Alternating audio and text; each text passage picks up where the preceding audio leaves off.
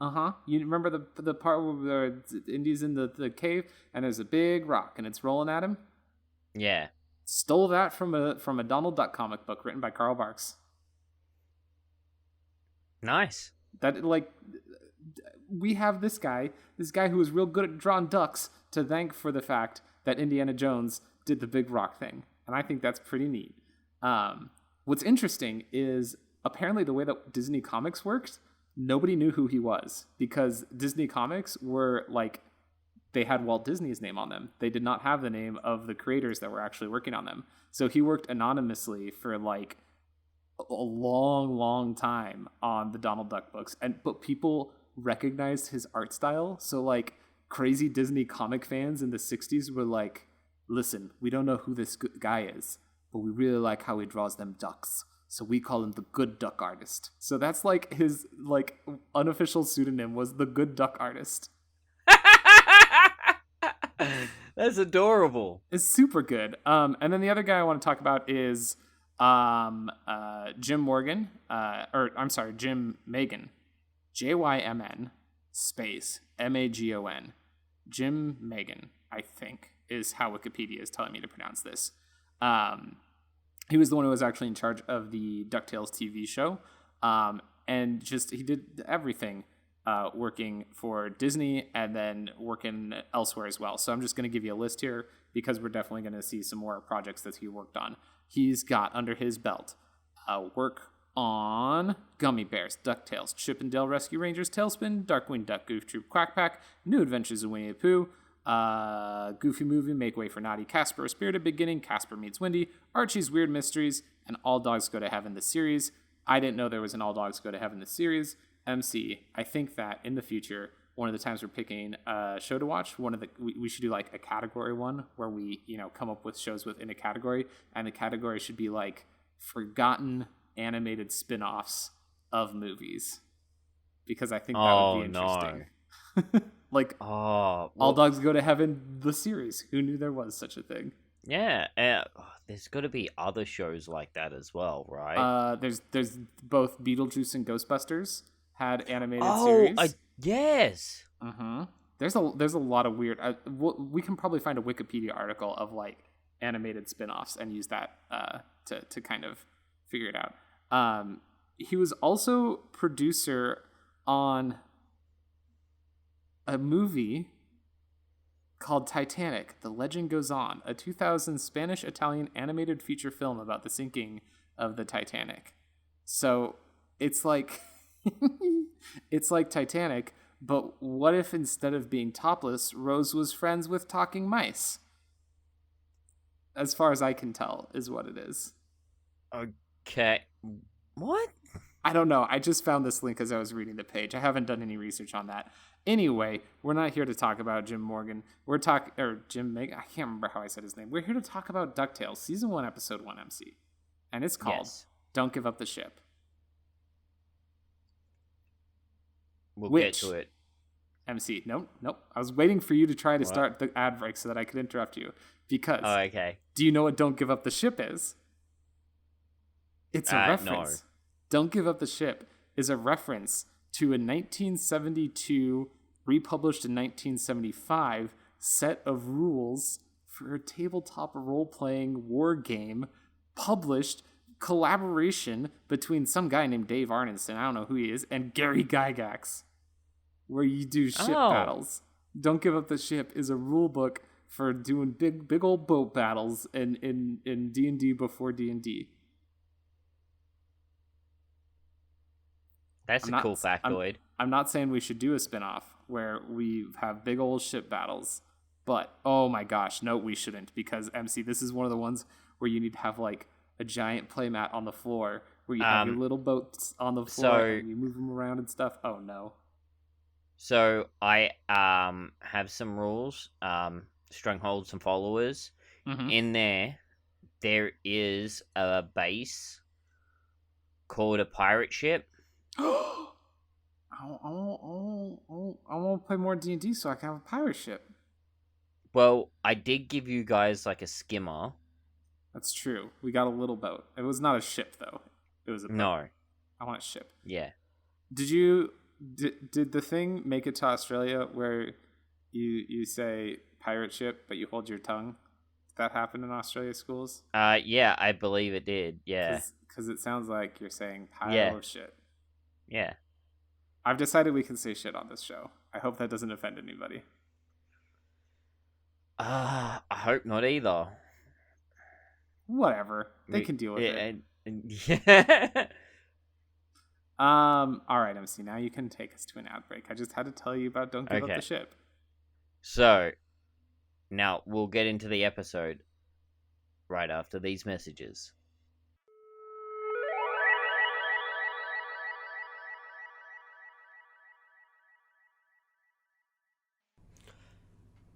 Hello, you beautiful YouTube watchers.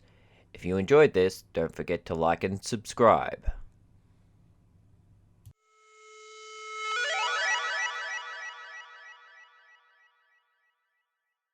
And we're back. I'm so used to your "and we're back" that like I know how long you're gonna mentally pause between saying right after these messages and we're back. So I was able to dance to you saying "and we're back." Yeah. We are back to talk about Don't Give Up the Ship, the first episode of Ducktales. Now, MC, this episode already we're gonna have some wonkiness because this episode first premiered twice. Because the first 5 episodes all are known as a serial, basically. And the way that they aired it originally was as one 2-hour movie, which was in September of 1987, and then they aired them individually starting in November of 1987. So this episode individually premiered on November 9th, 1987. Don't Give Up the Ship. First part of The Treasure of the Golden Suns, which is a cool title. Yes, a very cool title. And after the very catchy opening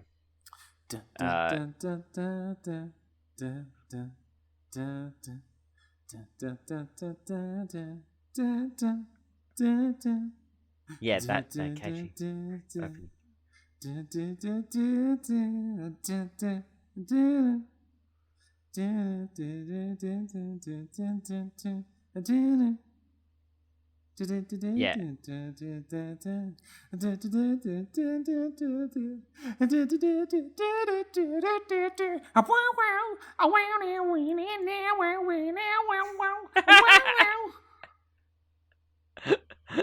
Yeah, as soon as that's done, we get the classic Scrooge McDuck scene. Listen, Scrooge McDuck. Okay. I don't understand how he's rich, because he does not have a concept of value, because he's like, I'm going to walk. That's not his voice. I can't think of what a Scottish voice sounds like. But he's like, I'm going to walk 3 miles instead of paying like $2 for a cab. And it's like, Scrooge, you've got to value your time, my friend, because like surely your time is like, it is more beneficial. That's the thing I've heard people talk about, where like Bill Gates makes so much money that if he was walking down the street and saw a $100 bill on the sidewalk, it would cost him money to stop and pick it up, because like he makes more per second than $100. So it doesn't make sense for him to stop and pick up a $100 bill. That's how I feel about Scrooge McDuck not taking a cab. Like, just get a cab, man. Yeah. Well, the other thing he is well known for other than being stingy with his money, he's a bit of a cheapskate. But diving into his big piles of cash. Oh yeah, we do get that first, don't we? Yeah. Right off the bat, they're like, hey, you know what's going to be the most iconic image of this show? A duck swimming in gold. And he talks about how he loves playing around in his money and like digging through it and throwing it up in the air. Mm-hmm. And then as he realizes he's late for something, and he goes running out and gets changed in the gold. He does, from his bathing suit into his like outfit. He's got a whole wardrobe down there under the gold. And he knocks the gold piece out of his ear. Mm-hmm. Right at the end. So he sets off across town. And he, like I said, he won't take a cab. And he's walking by, and people are like, money for the poor. And he's like, they're not worth it. And then somebody's like, do you want some cheese? And he's like, heck no. And she's like, free cheese.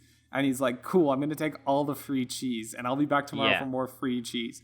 And I'm like, again, this show's got a weird concept of like, the super wealthy are people who steal free cheese, I guess. You're missing one more. What's that? He checks the phone and he picks up the penny that's in the phone. Yep, takes finding spare change. Like I said, picked up a quarter. Your time is worth more than the quarter it took to grab that, even if it was a quarter and not a penny. But ultimately, he's going down to the docks, the good old Duckberg docks, to pick up his great nephews. Is that right? I'm not. Great Uncle Scrooge? He must be Great Uncle Scrooge because they just call him Uncle Scrooge because. But Donald also calls him Uncle Scrooge. Yeah, he calls him Uncle Scrooge. And the nephews call Donald Uncle Donald. Uncle Donald. Yeah, there's two uncles, no parents, anywhere to be seen, which is terrifying to think about. I mean, it's pretty standard for Disney. I'm sure their parents died in some tragic accident when they were children, and they probably witnessed the whole thing, and it really screwed them up for the rest of their lives because it's Disney, and that's what happens. Yeah, that's scary to think about. Yeah. But anyway... Uncle Donald's like, listen, I know I'm responsible for your childhoods, but I'm going to go join the Navy. Goodbye. Well, he's always dressed up as a sailor, so it's kind of on point. Yeah, this show's like, what if he actually was a sailor? Instead of just wearing the costume, like, let's go put him on a boat. So he heads off to the Navy and leads the kids with Scrooge, who, this is where he's like, no, we're going to walk 3 miles rather than taking a taxi. Yeah. Which is just a long walk. And it's not a terribly long walk, but they got luggage, dude. Come on. Don't make people carry luggage for 3 miles. Well, and then as soon as they get to the house, he orders the butler to take the baggage up to the room that they've prepared. And that room is like the smallest room ever. And it's just got like it's like a tiny little attic room with cots on the floor and cots. That's the word that I was looking for. They've got cot beds. Mm-hmm. Like it looks like just a frame. They're like, this is gonna be great. It's such a big house. We'll each get our own room. And smash cut to them and like locked up in the attic tower. Yeah. And they get a letter from Donald. Yeah, as they're sitting here like, this sucks, I hate it. Then they get a letter, and it's from Donald saying how good it is to be in the Navy and stuff. And we actually get a clip show of what's actually happening in the Navy. And it's not going great for Donald, even though the letter sounds like it's going awesome for him. Yeah, he's squabbing the decks and stuff. He's not doing anything cool. No. But the boys hear about Uncle Donald on an Air Force carrier, and they do what little kids do, which is they're like immediately captured by it and start playing aircraft carrier. And so they're like running around the house using the like butler's tray as an airplane and crashing into the dining room table and stuff. And Scrooge is like, they're just being kids. They're just being kids. And Scrooge is like, oh my gosh, it's so loud in here. I'm going to go to the office so I can actually get some work done. Do they follow him? So what happens is they've been trapped up in the tower for 3 days or something at this point, and they keep seeing the butler Duckberg. Duckworth. I don't know why Duckberg. Who's a dog, and his name is Duckworth. Do you think his name's not actually Duckworth, and that's just what Uncle Scrooge calls him? Maybe. But it's one of those weird things where he's like this dry humor in the middle of this really outlandish show. Mm-hmm. And essentially the boys get the better of him. They wrap him up and they follow Scrooge to his office, which is like his vault. Yeah, his office and the money bin are in the same building there. Yeah.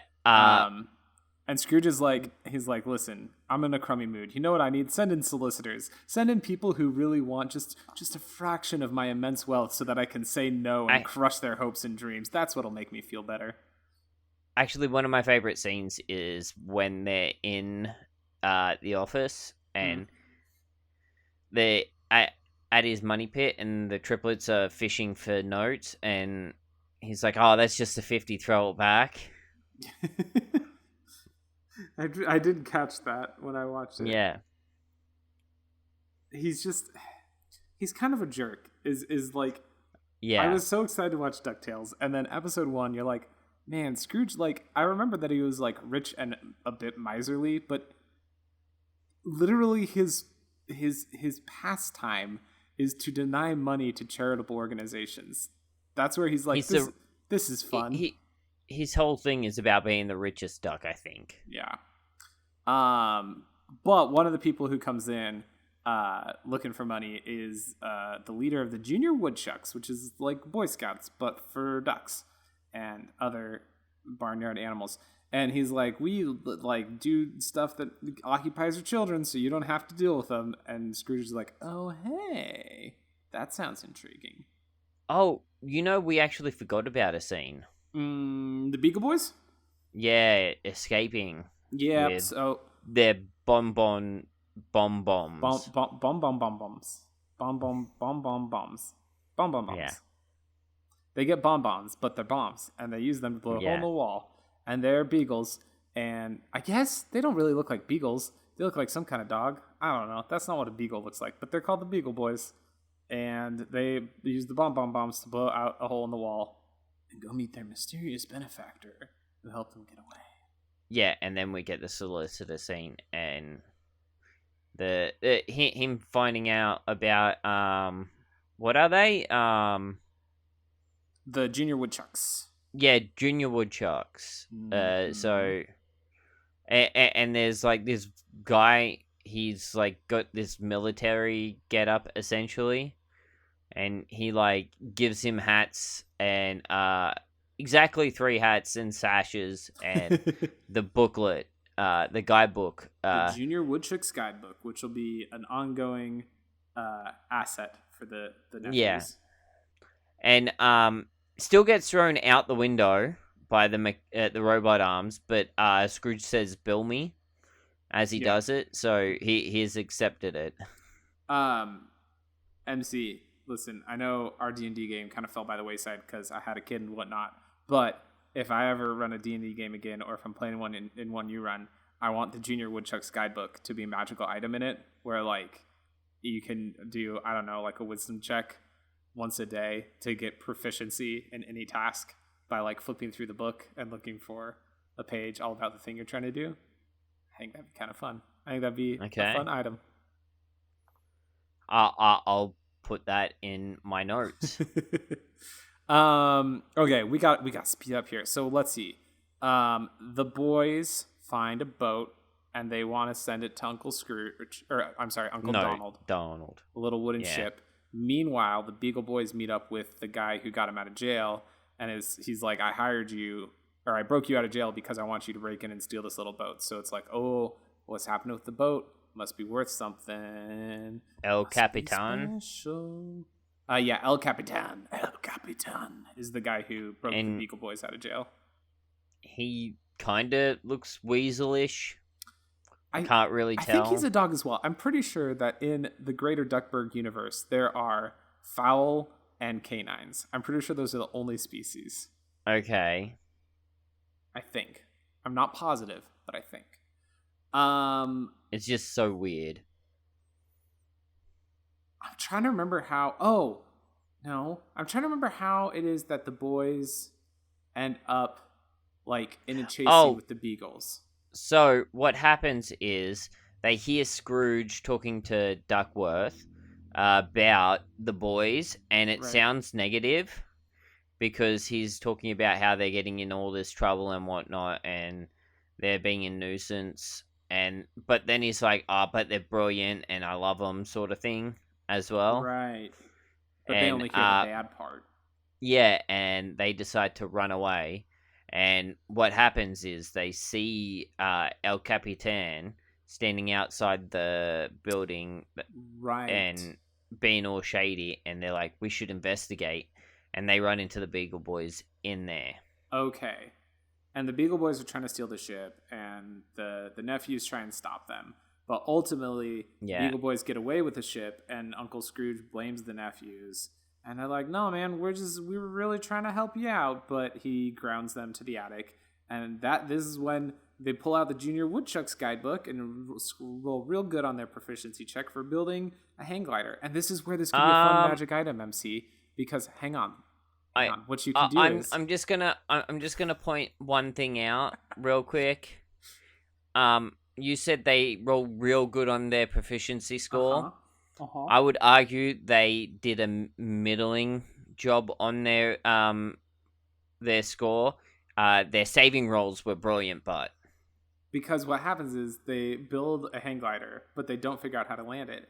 But that's what I was gonna say is that's where this can be a fun book, because you can make it. This can be a monkey's paw situation where what you're looking up in the book has to be real specific. So like they were like, we need to look up how to build a hang glider. And they scored really well on looking up how to build a hang glider. They did not say, hey book, how do I land a hang glider? And therefore they crash it. Well, actually it starts falling apart first. Right as they realize that it's like, oh, how do we land this thing? Shoot, you're right. Well then maybe they didn't score so great. Anyway. Yeah, that's what I'm saying. But they come out of that real well. Mm-hmm. A bit wet. Yep. They steal the boat back, and then this is where a chase scene happens. And they're like, Scrooge, we need to get the ship to Scrooge. And he, because apparently the ship is a treasure map. We overheard the bad guy saying that. And Scrooge is at his candy factory, because that's the thing that he has. And he's being interviewed at the candy factory by a reporter who's like, so you're super rich, huh? And he's like, yep, I am. And she's like, that's pretty cool. Your family must be proud of you. And he's like, family? What's that? And she's like, like people who love you. And he's like, oh, I'm a bad person. And then the ducks, the trio comes in with the boat. He also realizes that he has his nephews. Mm-hmm. But the whole time that's going on, the triplets are having a chase scene with the Beagle Boys across roofs. Mm-hmm. Do you remember how that ends? No, I do not. They're on a power line. They're Okay. crawling across the power line to the candy factory. And the Beagle Boys come up and they snap the wire and try to shake them off of it. And just end up flinging them into the candy store. The candy place, the factory. Then, thank you, Beagle Boys, is what you're saying. Yeah. They helped him out. Also, when you said Powerline, I really wanted to make a Goof Troop reference, but I could not think of the song from Powerline. All I could think of was the song from Xenon Girl of the 21st Century. Zoom, zoom, zoom, make my heart go boom. But that's not Powerline at all. So that's a bad joke, which is why I didn't say it, and instead I explained it after the fact. What is the song that Powerline sings in the Eye to Eye? Yes. I can't think of how it goes. 1, 2, 3. I can't remember. Powerline. I might cut this. I probably won't. Listen, if somebody is upset that I'm going to play a little bit of the Powerline song, how does Powerline Ethernet work? No, that's not what I want, YouTube. Gosh. Okay. Here we go.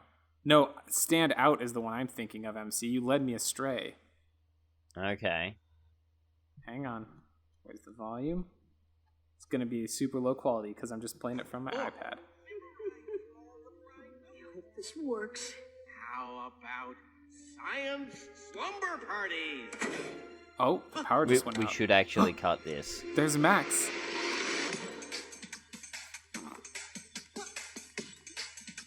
I can't really hear it. I'm not gonna get... Oh my gosh, I have to make that... Okay, I have to make it way too loud for it to pick up, and it's going to upset the child. It's going to upset the child, MC. But... Anyway, Powerline is a reference to another Disney property. Yeah. Moving on. What happens is they land in some custard or something with the ship, and they're like, hey, look, we saved the day. And then the Beagle Boys come flying in through the window as well. And it's like, see, we weren't lying. There's so much broken glass in the custard. It's awful. And Scrooge is like, I love my family. I forgot that family's so much more important than money. Well, maybe not more important, but a close second. And then they have like a fun like romp back and forth. Like they steal the ship, and then the Beagle Boys get the ship, and then somebody else steals the ship back and dumps the Beagle Boys in some chocolate, and it's all back and forth. And Scrooge and the nephews are working together. Great to see it. You love to see a family coming together like that. And at the end of the day, they get the ship. Yeah. And cover the Beagle Boys in chocolate. Now, I have a question for you, Troy. Sure. Who's Huey? Who's Huey? Yeah. 3 colors. I know. I think Huey's red. Yep. And Dewey's blue. Yep. And Louie is green. Yes, that is correct. Did I really correct. get it right? Yeah. Oh my gosh, I'm so proud of myself. Because, the thing, the one that gets captured in like this last scene where they actually get the boat and then cover the guys in the chocolate, it's Huey who gets captured. Mm-hmm.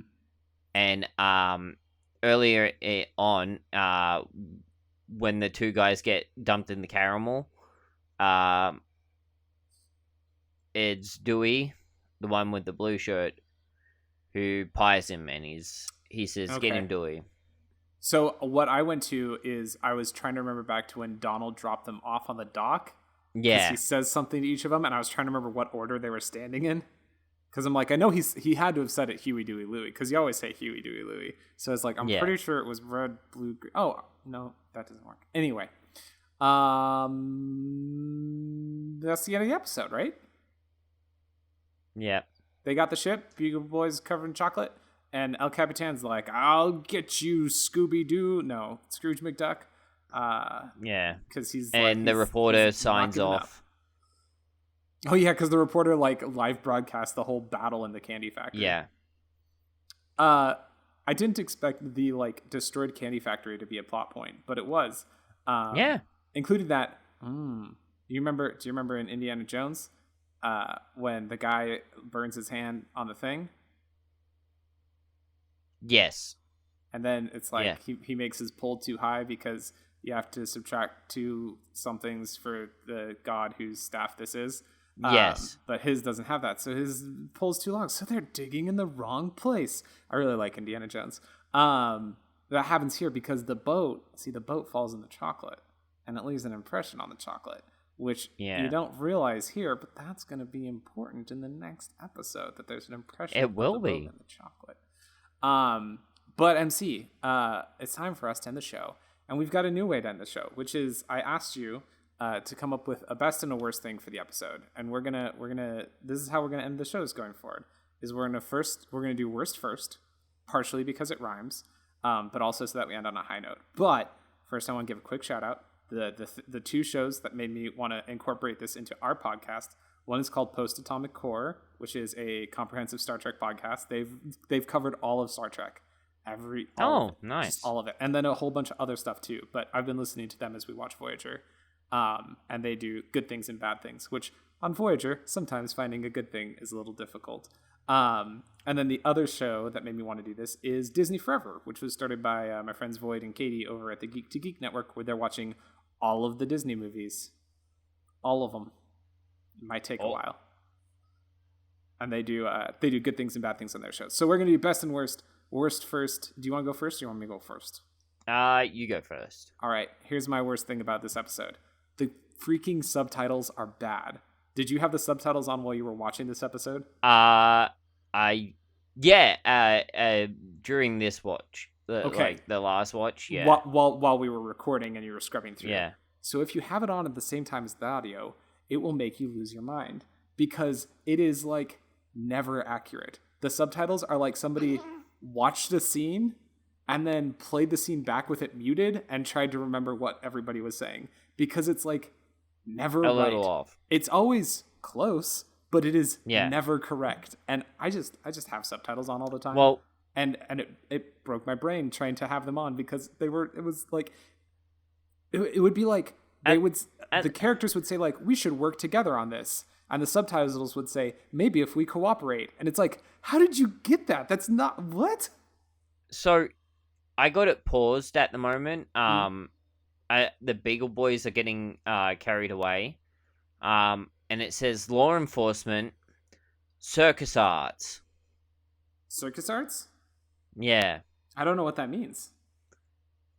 I don't think it's proper subtitling. It's weird how bad the subtitling is in it. I don't quite understand. Anyway, what was your worst thing? I think probably the worst thing is the realization that these boys only have these two uncles. They're shattered family. I was seriously thinking at one point when he was dropping them off with Scrooge, I literally thought, hey, wait a minute, where are these kids' parents at? Right. And I was like, oh no, that's really sad to think about. These are orphan ducks. Yeah. You know what? I'm going to Google it real quick. Is that okay? Huey, Dewey, and Louie. Father.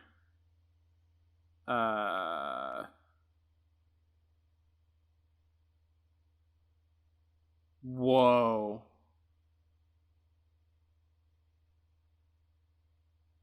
Okay, Della Duck was Donald Duck's sister.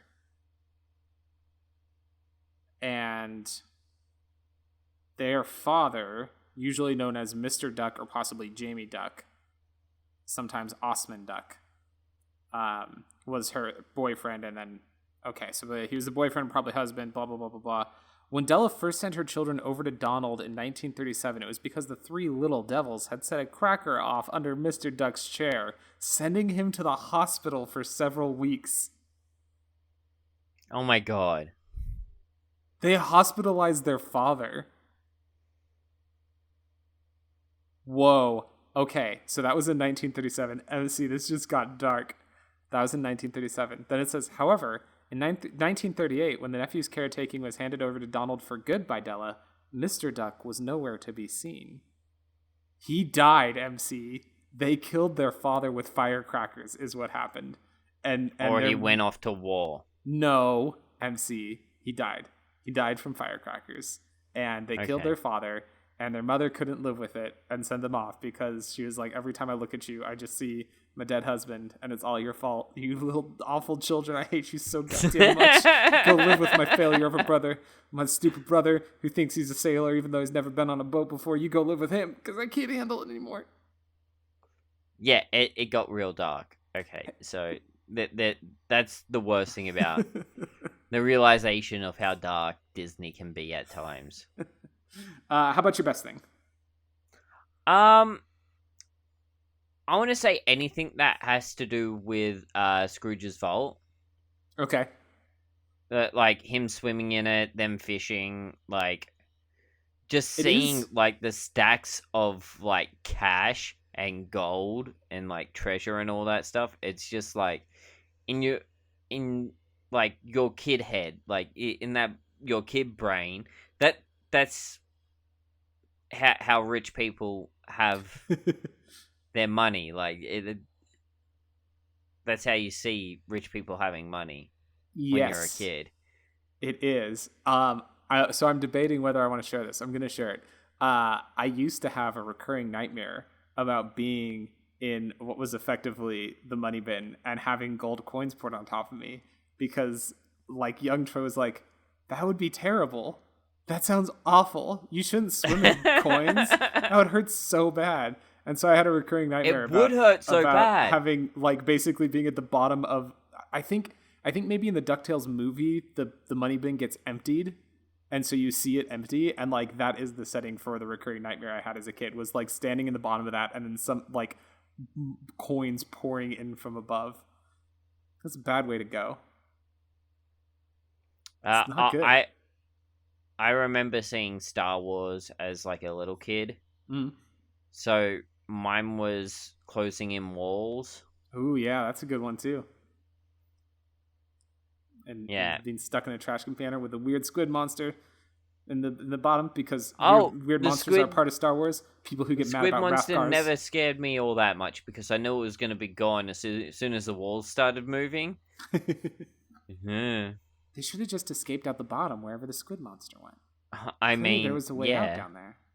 My best thing was Donald in the Navy because it was in the middle of DuckTales, you get a little Donald Duck cartoon short. And I love Donald Duck shorts where it's just like, here's like 4 minutes of Donald being a complete mess up.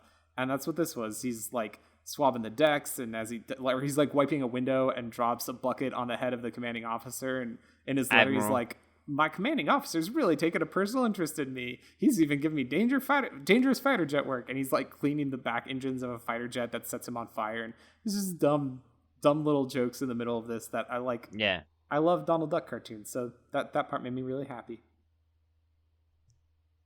It was really good. Well, our hope is that the best and worst can replace our awkward endings from before. So I think that we will just say, thank you for listening, and we will be back next week. Maybe next time. We're going to go with next time, because who knows if we'll make it to weekly, because this kid slows things down a little bit. But he slept through this episode real good, and hopefully he sleeps real good through the next episode, which is called Wrong Way to Wrong Way. This is a bad title. Yeah. There's a country called Wrongway, Ronguay, and this episode is called Wrong Way to Wrong Way. Yeah. Thanks for listening to the best animated shows ever so far. Find the show on Twitter at BaseSFcast or email us at basesfcast@gmail.com. That's BASESFCAST. Our intro music is Funnin' and Sunnin', and our outro music is Motivator, both by Kevin MacLeod at incompetech.com, and licensed under Creative Commons by Attribution 3.0 license. Thanks again for listening, and tune in next time.